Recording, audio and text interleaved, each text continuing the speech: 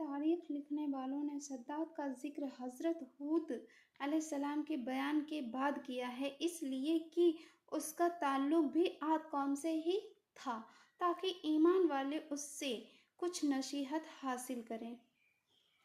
عاد قوم میں شداد اور شدید دو بھائی تھے جو بڑے دولت مند تھے، بادشاہ تھے۔ شام سیریا ملک میں ان کی بادشاہی مانی ہوئی بادشاہی تھی۔ شدید اور اس کے لوگ اگرچہ شرک میں مبتلا تھے اور خراب عقیدہ رکھتے تھے، لیکن اس کے انصاف سے شیر اور بکری ایک جگہ پانی پیتے تھے۔ کہا جاتا ہے کہ اس کی عدالت میں دو آدمی آئے۔ ان دونوں میں ایک نے بتایا کہ میں نے اس آدمی سے زمین کا قطع خریدا اور قیمت دے کر اس پر قبضہ کیا۔ پھر میں نے اس زمین میں ایک خزانہ پایا جو میں اس کو دینا چاہتا ہوں، اس لیے کہ میں نے صرف زمین خریدی ہے، خزانہ نہیں خریدا ہے، لیکن یہ لیتا نہیں۔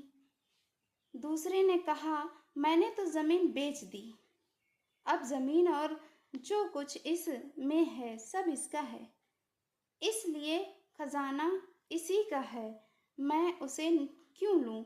لیکن اس کی سمجھ میں یہ چھوٹی سی بات نہیں آتی۔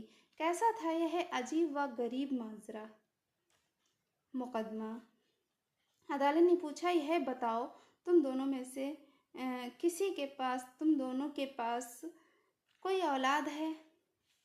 ایک نے کہا ایک لڑکا ہے، دوسرے نے کہا کہ ایک لڑکی ہے۔ کہا، عدالت نے فیصلہ سنایا، تم دونوں آپس میں بیٹا اور بیٹی کا بیاہ کر دو، یعنی اپنے لڑکا اور اپنی لڑکی کا آپس میں بیاہ کر دو۔ ایسا تھا وہ انصاف پسند راجا۔ حضرت ہود علیہ السلام نے اس سے بھی ایمان لانے کی بات کہی تھی، پر وہ ایمان نہ لایا اور اپنے باپ دادا کے شرک پر ہی مرا۔ شدید کے بعد شداد گدی پر بیٹھا۔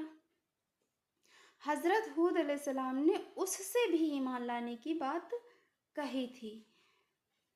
بولا، اگر میں نے تمہارا دین قبول کر لیا تو اس کا فائدہ کیا ہے؟ حضرت ہود علیہ السلام نے فرمایا، اللہ تمہیں اس کے اجر کے طور پر جنت عطا فرمائے گا، اس کی رحمتیں تم پر نازل ہوں گی۔ شداد بولا، یہ سب کچھ نہیں، میں تو خود اپنی جنت بناؤں گا اور دن رات وہاں عیش مناؤں گا۔ پھر شداد نے جنت بنانے کا پروگرام بنا لیا۔ پورے ملک سے سونا، چاندی، ہیرے زواہرات، مسک، عنبر اور مروارید کے ڈھیر لگ گئے۔ ایک خوبصورت جگہ بھی تلاش کر لی گئی، ماہر کاریگر جمع کیے گئے اور ایک مضبوط عمارت کی نیو ڈال دی گئی۔ ایک غریب کی امیدوں سے بھی بڑی لمبی، کریموں کی ہمت سے بھی زیادہ بلندی والی دیواریں تیار ہونے لگیں۔ بے انتہا خوبصورت اور صاف ستھری عمارت تیار ہونے لگی کہ آج تک ایسی عمارت کبھی تیار نہ ہوئی۔ دیواروں میں سونے چاندی کی اینٹیں چنی گئی تھیں، چھت اس کی سونے کے پتوں سے سجائی گئی تھی، ستون اس کے بلوری تھے اور ہر جگہ بڑے بڑے سندر ڈھنگ سے جوڑے گئے تھے۔ ان کی نہروں میں ریت کے بجائے انمول موتی بچھائے گئے تھے، اس کے پیڑوں میں مسک اور عنبر بھروا دیا گیا تھا۔ جس وقت خشک ہوا ان پیڑوں سے ہو کر گزرتی تھی تو رہنے والوں کے دماغ میں خوشبو سے بھر جاتے تھے۔ اس کی زمین کو مٹی سے پاٹنے کے بجائے مسک و عنبر سے بچھوایا گیا تھا۔ 12,000 کنگورے اس کے محلوں کے چاروں طرف بنوائے تھے कंगूरों को सुर्ख सोनों से सजाया गया था। महल में खूबसूरत से खूबसूरत लड़कियों को लाकर ठहराया गया था। यह मनमोहक बाग 500 वर्ष में तैयार हुआ। 500 वर्ष में तैयार हुआ। पूरे मुल्क के ज़वारात इसमें लग गए थे। जब महल बनकर तैयार हो गया, सद्दाद को इसकी खबर दी गई और सद्दाद एक भारी फौज लेकर चला कि वह उस जन्नत को देखे और वहाँ क़याम करे। जन्नत को देखे और वहाँ क़याम करे। अभी वह एक फलांग ही चला था कि वहीं डेरा डाल दिया। इरादा था कि अब अगले दिन सफ़र शुरू होगा। इसी बीच उसे एक हिरन नजर आया। उसके पाँव सोने के थे, सींग सोने के और आंखें याकूत की थीं। सद्दाद उसे देखकर हैरान रह गया। अकेला ही घोड़ा दौड़ाकर उसके पीछे चल पड़ा। जब लश्कर से बहुत दूर निकल गया तो उसे एक भयानक किस्म का सवार नजर आया। उसने पूछा, क्या इस इमारत बनाने से तुझे अमान मिल जाएगी या तू इसमें रहकर हमेशा हमेशा के लिए ऐश करना चाहता है? सद्दाद कांप गया। पूछा, तू कौन है? बोला, मैं मलकुल मौत हूँ, मौत का फरिश्ता हूँ।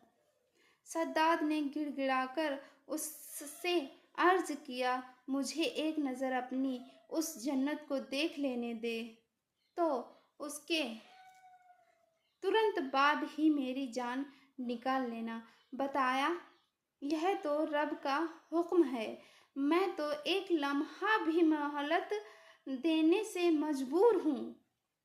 यह कहकर उसने उसकी जान निकाल ली। जिस्म बेजान होकर रह गया, तमन्ना दिल में धरी रह गई।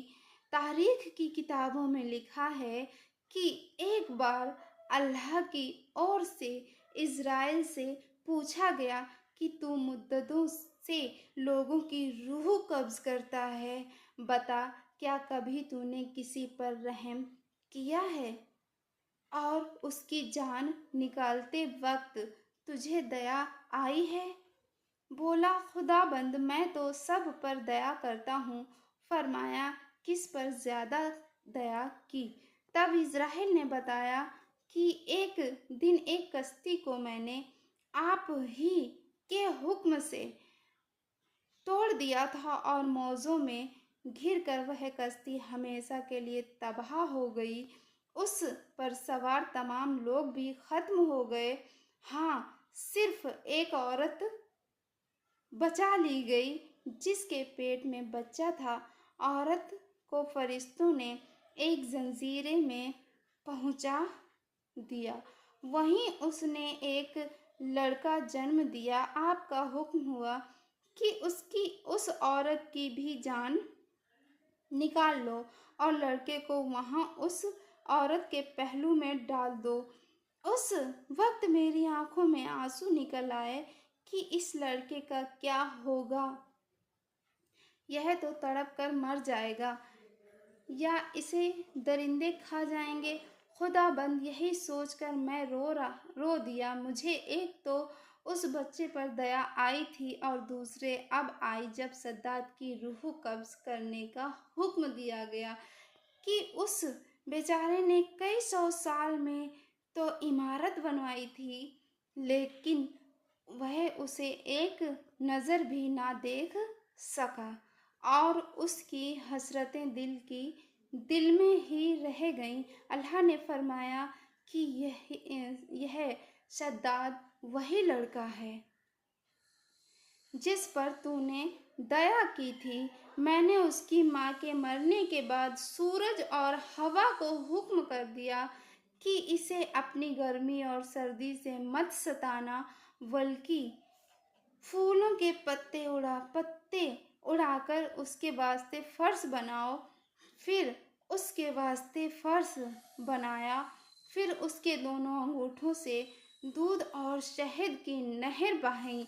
इस तरह मैंने उसकी जान बचाई, पाला पोसा, यहाँ तक कि उसे हुकूमत का मालिक बना दिया। इतना सब करने के बाद भी मेरी नाशुक्री करने लगा, बल्कि खुद खुदा बनने का दावा कर बैठा। उस पर तो गजब नाजिल होना ही चाहिए था। नौजु बिल्लाहि मिन गजबिल्लाह।